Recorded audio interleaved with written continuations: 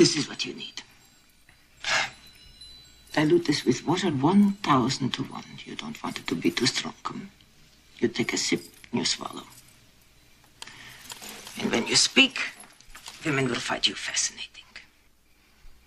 I'm a biochemist. You try this.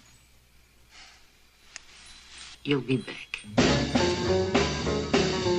little pigs were in the groove. Everything was running smooth. The pigs were due for a big surprise, for the wolf appeared with red-rimmed eyes. Ooh, you're cool. Ooh, you're cool. Ooh, you're cool, man. Cool. Well, to show he was friendly, he shook their hand, announced he was joining up with a band. Instead of starting an argument, 1 and a 2 and away they went. The 3 little pigs were really gassed. They'd never heard such a corny blast. We played in the West. We've played in the East. We've heard the most, but you're the least.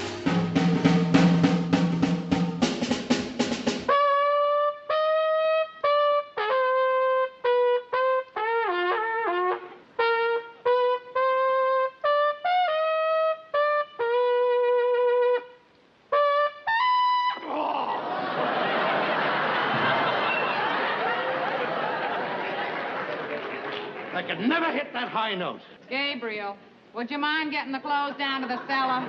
I'd like to set the table. Do me a favor, will you, Norton? Will you take that stuff down to the cellar? I want to fool around with this. You're going to play that song again? Yeah. I'll be very happy to take this stuff.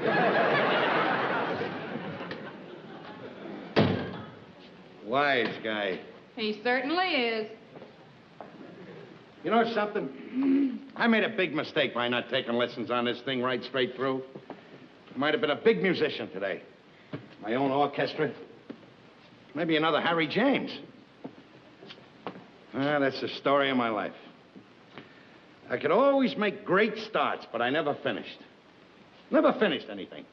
Could never hit the high note on anything I tried.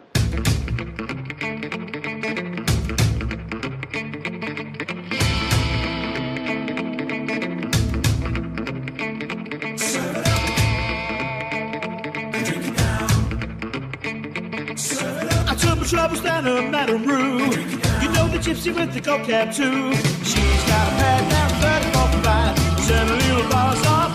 Love push number 9.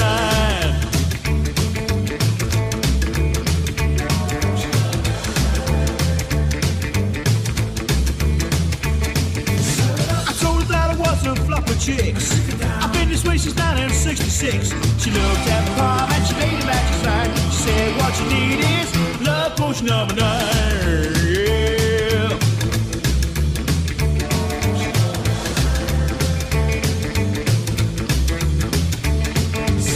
I didn't know if it was day or night. I started kissing everything inside. But when I kissed the top down 34.5, it broke my little bottle off. Love push number 9. She bent down and turned around to give me a wink. She said, I'm gonna mix it right here in the sink. It's not a turpentine that look like Indian ink. I have my nose and close my eyes to drink.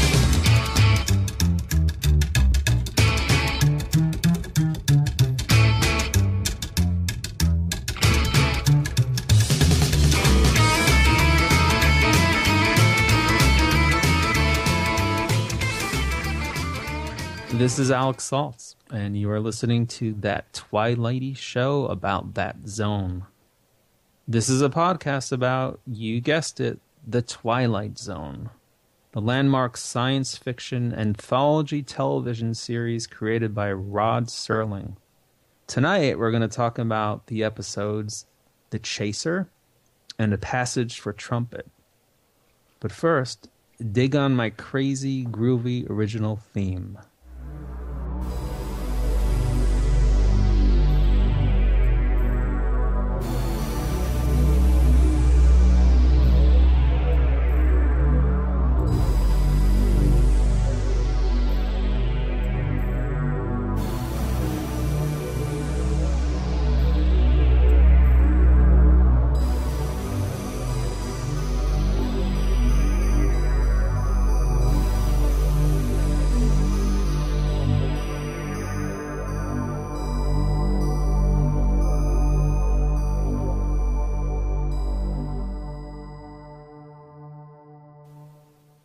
Let me see. How do I start? I should start with a little tribute. Start with one of your brilliant intros. My brilliant intro, I guess, would be... And you're and at this is like children that you spit on as they try to change the world. They're immune to your consultations. They're quite aware of what they're going through. Changes. Ice Cube, the rap artist, the actor, the entertainer. Why is he so angry? Every time I look at him on the television and movies and commercials, he's always so angry and mean. Why? I don't know. I can't say I've been spinning much Ice Cube lately.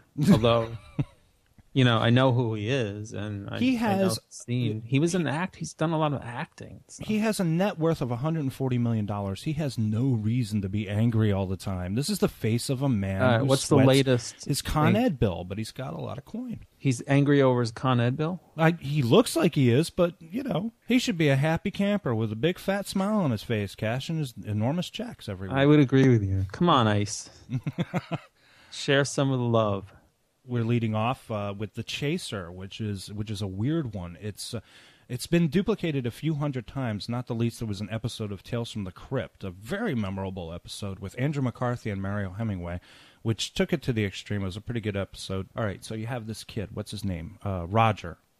His name is Roger, and he's hopelessly in love with this chick, Layla. You got me on my knees, not that kind of Layla. There's a great dated bit where there's a long line of people waiting on the payphone because of this dude. He keeps calling her, and she keeps brushing him off. So obviously Roger can't take a hint. She's just not that into you. Now, George Grizzard is the actor who plays Roger, and he made a career out of playing psychopaths on dramatic television in those days. So I have an idea that Roger just might be a potential date rapist, considering his activities in this episode. Poor Roger. I think it's kind of interesting how much she dislikes him at the beginning.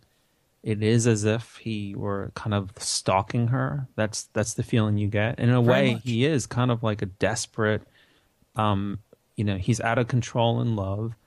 And I think it's a play off of a dynamic that I think, people have experienced in their immature days of love, where you come on too strongly and you unknowingly push the person away. And I think she depicts this really well. You referred to him as a stalker. In 1960, they did not call them stalkers, did they? They just called them, hopeless romantics or something? You're right. Hello? Hello, Leela, darling. It's Roger. Oh. Hello, Roger. What is it? May I come to see you? No. No, I can't. I couldn't bear to see anybody. I'm a mess. Oh, you could never be a mess. Listen, darling, I have to see you. Roger, it's impossible. I must see you, darling. Must. Furiously, fiercely must. I love you. Roger, you've got to stop this. You're acting like a baby. I can't see you now, and that's that. Well, then talk to me. Say something. Say anything. Say something? All right, Roger. I'll say something. Why don't you take a flying jump at the moon? He can't get this girl to dig him, right? The girl, Layla, is portrayed by Patricia Barry, who also appeared in a 4th season episode later on called I Dream of Jeannie, which is not affiliated with the Barbara Eden show. Again, another object of desire. Bronwyn is a big soap opera fan, and she recognized her immediately as being in a lot of soaps. She was in Guiding Light, she was in Days of Our Lives, and All My Children. And Bronwyn told me she didn't want to be outed as a soap opera fan, but too late, I just did.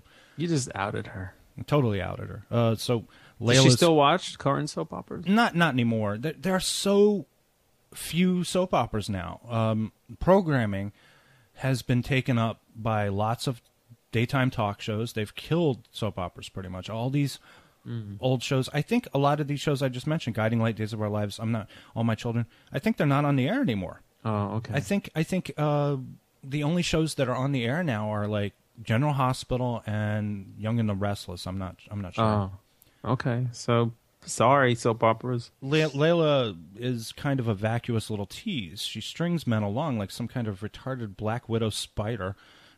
She's not really all that appealing, so I don't understand all these men lining up to give her champagne and chocolates and roses. It doesn't make any sense to me. If you're interested in me, act like you're interested. That would be a good start, don't you think?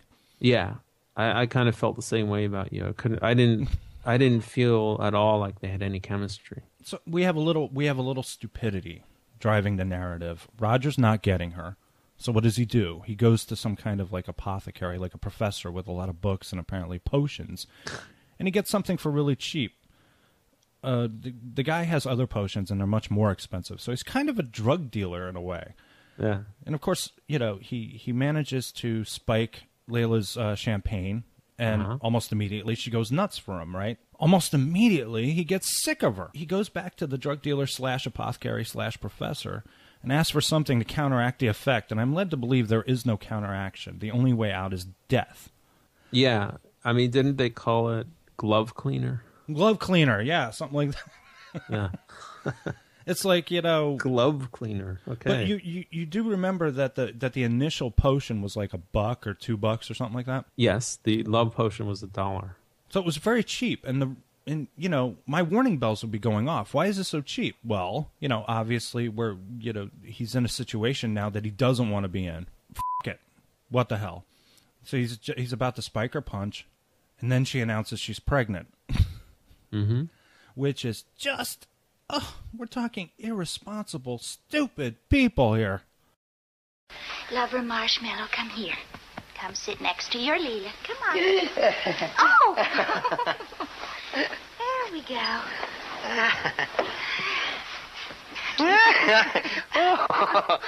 Baby bunny. I've got news for you, sweet little rabbit. Rabbit. Oh, darling. Oh, well, we won't worry about it. We don't need champagne. We've got each other. It's all right. I couldn't have done it. I couldn't have gone through with it. I could never have gone through with it. Just think of it, darling. This is only the beginning. We'll be like this for the rest of our lives, won't we? The rest of our lives. I mean, I realized they didn't have effective birth control back then. They did have condoms, though, but this guy obviously doesn't care. Yeah. So it all turns into a wacky situation. I know this is meant to be funny, obviously. It's played for some kind of comedy to be reaped, but instead it just comes off really creepy to me. Well, this episode is somewhat creepy, especially because of I found what was creepy was actually kind of solid acting in a way at the beginning, because he played that desperation really well, and she also played that feeling of being repelled by him really well. But then when she transforms and falls in love with him, she was a different person. Yeah. There's also that you have like the worst characteristics of both genders are being played out in the story. He's obsessive. He wants to get with her. She is bored, quite frankly. It seems like all she does is sit around in her apartment and wait for gentlemen callers to give her gifts or something. I thought it was kind of tight, tightly done, and interestingly enough, the ones that we did when I was earlier in the season, when I came on and we discussed those other shows. Right, those were the much earlier, the Fever and The Last Flight. Yeah, I mean, you could see how the production values evolved just from those. Those were probably, I don't know, those were within the first season, those that we did? Yes, and these two are as well. But even in this season, as it goes along, you could see the production, I think, has gotten better. Yes, you can definitely see at this point the production team is settling into their job, and they're hitting like a rhythm. They're getting a rhythm with these episodes. This is another. It was interesting. A very rare occasion again where we have my guest likes the episode, but I don't. I don't really like this episode because the characters I can't relate to them. Number one. Number two, I don't find them particularly likable. If we're going to be following this story, I want there has to be some kind of identification for me there. But I really didn't like these characters, both of them. I thought he was overly aggressive and terrible. and manipulative and destructive, and I thought she was vacuous and vain, and I would agree with you that I didn't like them as people. He has all the characteristics of a rapist, because she's a self-absorbed person as well, and you have two borderline narcissists. I mean, just imagine their kids, and the way it plays out. The writer wants the story to be harmless, but it really isn't, because we're trying to get people to fall in love with us, and then when they do, it's too much, and we want them dead. So I think they had to. I mean, it's such a, the subject matter. If it had been too serious, I think there could have been. And it's supposed to be a comedy too. It's supposed to be light. That's what I was thinking. I thought if it had been made too serious, then I think people genuinely might have been offended. I want to move on to our next episode, Passage for Trumpet. But first, Alex. Yes. I did not have an opportunity to discuss your original theme music for this podcast when we recorded the first episode with The Fever and the Last Flight. I started recording the podcast, and I showed your music to several people, and they loved it. You showed it to them, or you played it for them? Well, I played it for them. How did you show it? I'm just curious. Did you use like a visualize? This guy over here, he's just loaded with jokes tonight. Yeah, anyway, really funny stuff. So they loved it. Andrew, my friend Andrew, said he made the comment that it reminded him of Brad Fiddel's music for the Terminator, because we use two of your themes that we alternate. So what I wanted to ask you, how do you record? What's your instrumentation of choice? I think if I told you how I did this, you'd probably laugh. Me. I'm sorry. All I'm doing here, I am like with my as my profession. I work in audio. I'm a mastering engineer, and a very good one. Thanks. Hey, and oddly enough, I've just been doing these crude little compositions for podcasts, and I just use my non-professional machine. I just use my normal iMac with GarageBand, and I don't even have a MIDI USB keyboard controller. I just use the freaking keyboard, and just like type in the notes. That's why that's why there aren't many notes or chord changes, because I keep it very simple. My intention with this music was for it to just be ambient, kind of repetitive, almost monotonous music that just sort of soars and has like little waves to it. What I found impressive was that you took some minor chords that were reminiscent of the Twilight Zone theme, and it was just absolutely just staggering to hear that. Yeah, I mean, I was playing around with the theme a little bit, and all I did was I just made like some kind of simple arpeggio thing. I might have changed some of the intervals. Did I? I don't even remember. All right, let's move on to A Passage for Trumpet. The great actor, Jack Klugman, begins the first of his 4 incredible performances on Twilight Zone with this number. Klugman, if not best remembered for his 2-time Emmy Award-winning role of Oscar Madison in the television series The Odd Couple, which Never ran heard from of it. 1970 to 1975, of which I am a huge fan, is absolutely beloved for his work he did on Twilight Zone, starting with A Passage for Trumpet, and he continued in the second season with A Game of Pool, which is just wonderful, with Jonathan Winters, in the 4th season with Death Ship, and in the 5th season In Praise of Pip, which is another really good one. So Klugman tends to play regular average Joe types, angry and vulnerable, consumed by vices or obsessions, but also with a glimmer of promise and understanding and enormous potential. And his trumpet player in this episode is the same. He's a washed-up musician, crawled into a bottle, threw his talent away. He has no money, so he has to hawk his trumpet. He gets $5 for it, something like it. And the owner of the pawn shop turns around, puts the trumpet in the window, and sells it for $25, which is a real dick move, seriously. Klugman wanders out in the traffic. He gets hit by a car. Next thing he knows, nobody sees him. So he intentionally walks in front of a truck. Yeah. So he was actually consciously thinking about just snuffing it. Yes, you could see, if you were to watch it right now, you would see he looked at the truck coming and he decided to jump out in front of it. He had enough. He just got fired too, or not fired, but he He'd been rejected by his employers at a club lost confidence in him a long time ago, and they don't want to take another risk on him because, you know. The last time you played trumpet for me, you loused it up. Had to share you with a bottle. A bottle? Me? I forgot what the stuff tastes like. 6, 7 months. I'm way up on the wagon. Sure. What am I, some kind of kook? Look, pal, I know what that stuff does to me, but I ain't an old man. Me and the Horn, we got a lot of years left. I could be a #1 boy. You know, what am I going to do? Chuck away on some bum Harry? You know? Listen, that's a pretty mellow horn, and I got some nice music in here. You know yourself, when I pick it up and I blow it, I can make them cry. He'd reached rock bottom. But go on. So he continues to wander the city streets, like well into the night, but there's one guy who can see him, and that is Mr. John Anderson. Now, John Anderson is another great character actor who appeared Abraham on Lincoln. several... He was Lincoln? Doesn't he look like Abraham Lincoln? Kind of, yeah, with that chin, yeah. But he's also got like a little soul patch, too, which is really awesome. In 1960, this dude has a soul patch. Yeah. He appeared on several Twilight Zone episodes as well, and this might have been his first appearance. Anderson also appeared in four episodes of Twilight Zone, as well as playing. He was the car salesman in the original Psycho, directed by Alfred Hitchcock. And he has a great distinctive voice. That's the one item I've always noted about him. In this episode, he plays an angel of sorts, the Archangel Gabriel, who was known for blowing into a trumpet, and he provides a breeze to the sails of reason for Klugman's character, whom has given up, who sees himself as a failure.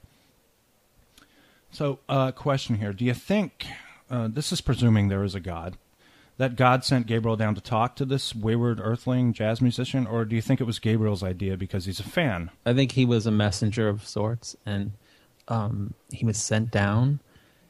But I also think, I don't know. I mean, I never looked at it. I never looked at it that way.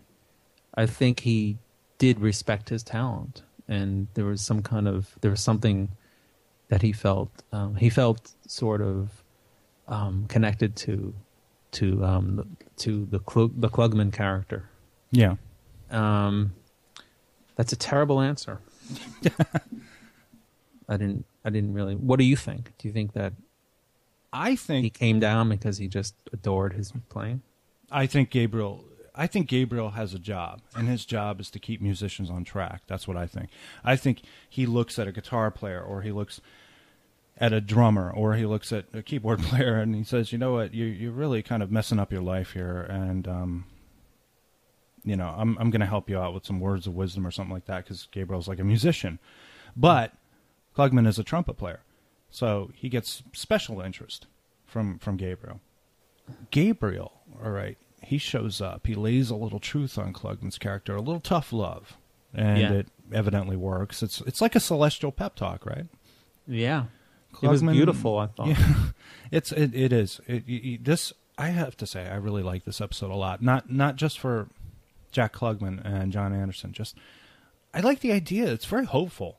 There's a very hopeful vibe to this. Oh my gosh, I felt so good after I finished it, just like you said. It's a very rare hopeful moment in Twilight Zone because we don't usually see this kind of outcome. It ends on a positive note, and I felt the same way.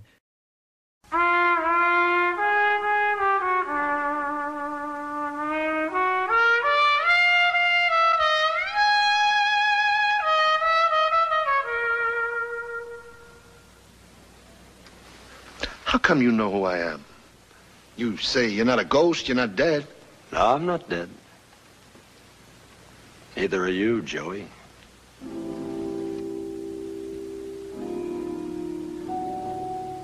I'm not.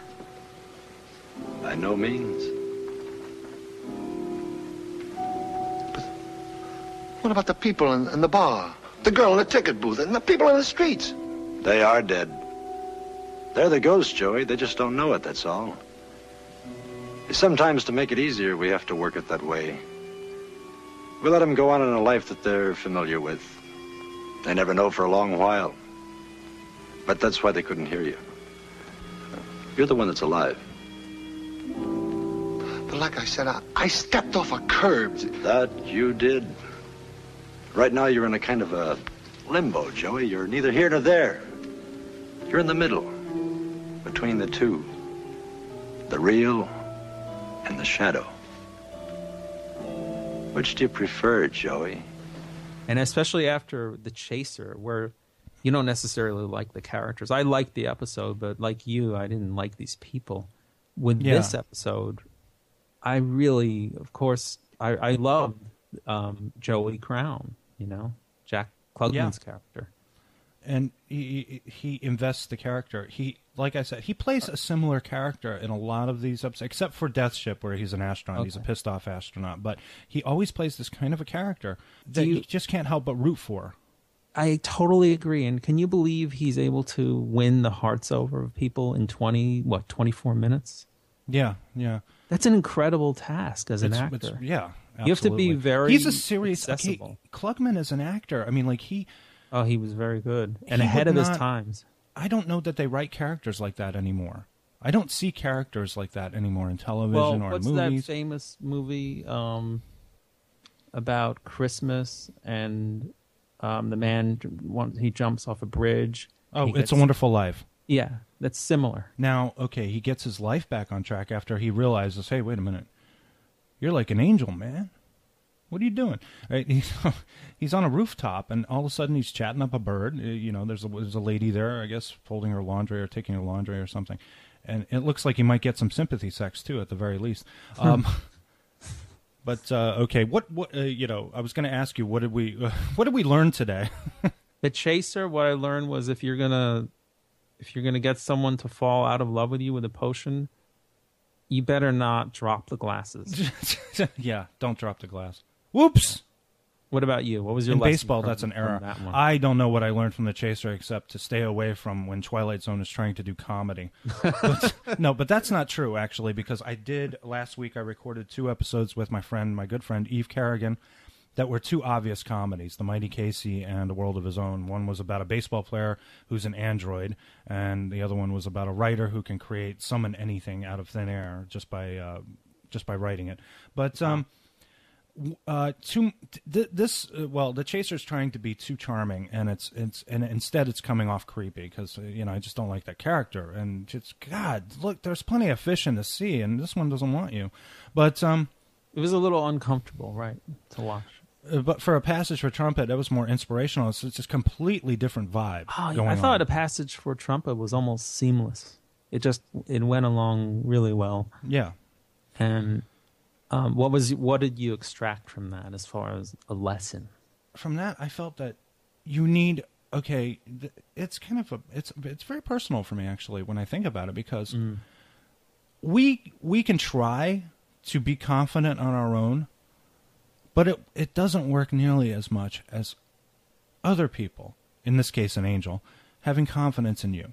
Confidence from other people is like a shot of B12. Right, it is, and when people get it from their early formative stages of childhood, when they're just enveloped by adoring and doting parents or just people around them, it does mold and shape you into a confident person. There's a tendency, like in pop psychology or inspirational talks, coaching, whatever it is, it's to kind of like harness your own sense of self-worth and confidence, develop it on your own. But plus, like it's good to hear from people that you don't know. You really do need to get it from others too. You need validation and approval, and especially as an artist, I think. Going back to that, I think artists who don't get enough positive feedback are often the ones who crumble and at times give up. Yeah, that is true. All right, I'm going to wrap it up here. Okay. This has been That Twilighty Show About That Zone. I want to thank my guest for this 8th episode, Alex Saltz, actor, musician, recording engineer, and bon vivant. Check out Alex's podcast with Mark Giacomo, On the Odd, at ontheodd.com, and a couple other things that are coming down the pipe. Next time, I will be discussing Mr. Beavis and the After Hours with the very lovely, the very luscious Nicole Phelps on That Twilighty Show About That Zone. Thanks for tuning in, and kids, if I may, you can't make anybody love you. It's just not worth it to try. You have to feel that connection. You have to feel that heat, and if you don't, then it's not worth it. And please, whatever you do, try not to drug people. That's what we in the industry call illegal. Good night. Good night.